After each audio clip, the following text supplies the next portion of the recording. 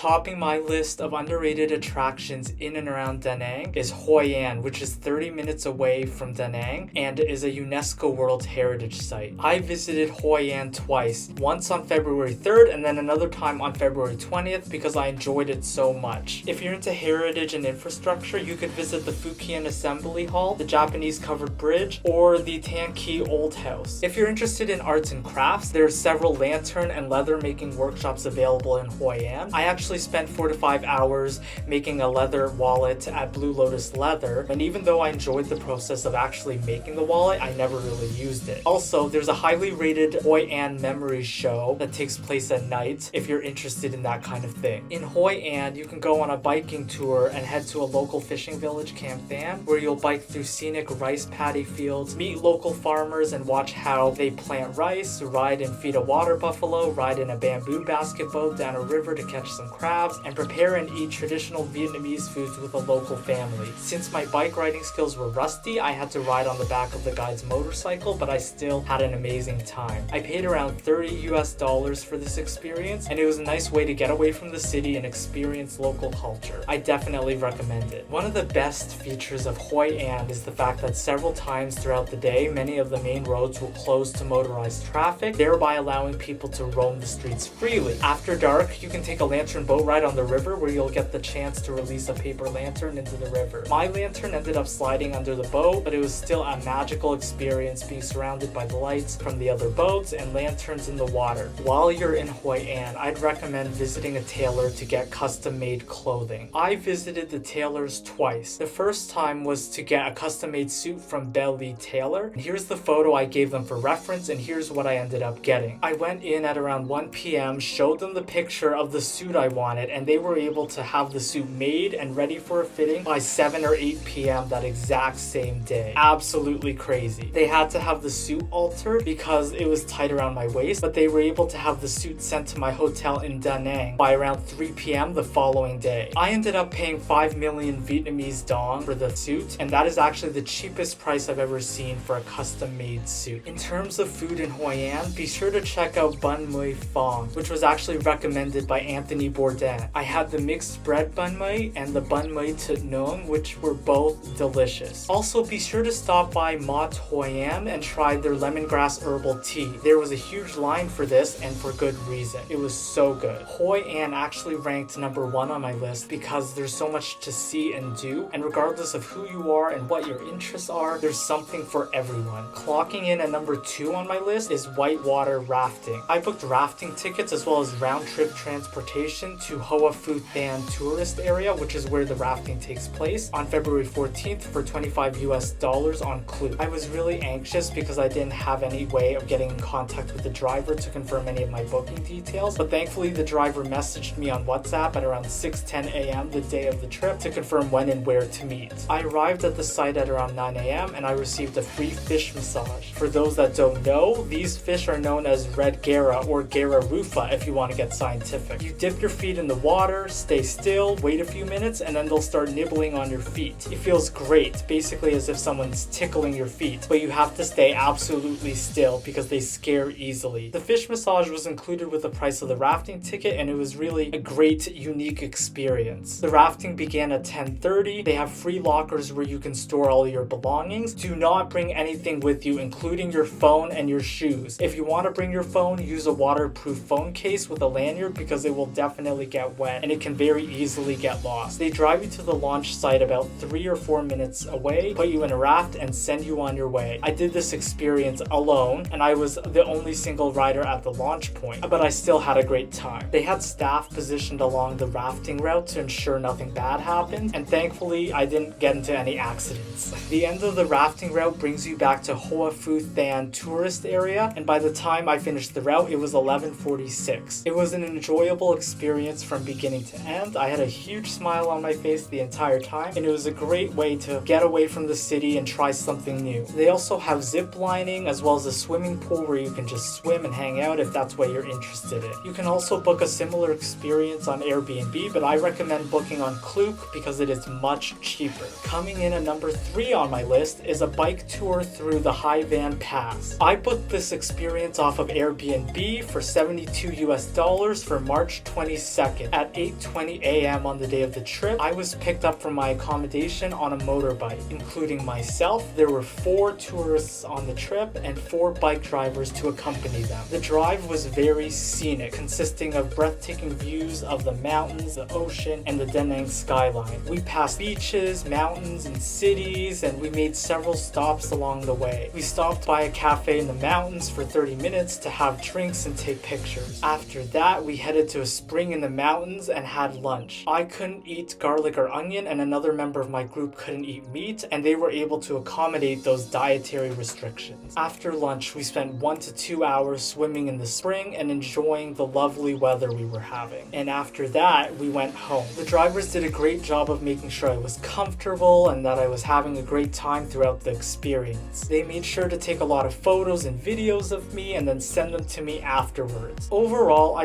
really enjoyed the experience, but I do consider it to be quite pricey for a bike ride and a 1 to 2 hour swim in a cold spring. At number 4 is taking a cooking class. I paid 800,000 Vietnamese dong or $32 to participate in a cooking class with Apron Up Cooking Class Da Nang on April 9th after coming across their listing on Google Maps. They have a location in Hanoi, but they literally just opened their Da Nang location the same day that I visited. I was actually the only customer that they had all day, and I was actually the very first customer that they've ever had, so I felt extra special. On the menu was Vietnamese sizzling pancakes, jackfruit salad, avocado ice cream, Hoi An fresh roll, and beef noodle Hoi style. I replaced the beef noodle Hoi style with clam steamed with lemongrass since I couldn't have garlic or onion. The experience started with myself and 2 staff members, Blue and G, visiting the local market to purchase ingredients needed for the dishes we were going to cook. The staff members were very engaging and supportive as they guided me throughout the 3 hours I spent preparing each of the dishes. I ended up making more food than I could finish. I spent an hour eating, and at the end of the class, I received a certificate. I absolutely enjoyed the experience of visiting the local market to purchase ingredients and transforming them into delicious local Vietnamese dishes. So if you're in Da Nang and have 4 hours to spare, I'd recommend taking this class. Some honorable mentions that didn't end up making my list were Dragon Bridge, Marble Mountains, Ling Ung Pagoda, and I didn't mention the beach because I assume that anybody who comes to Da Nang is coming for the beach and will end up visiting it anyways.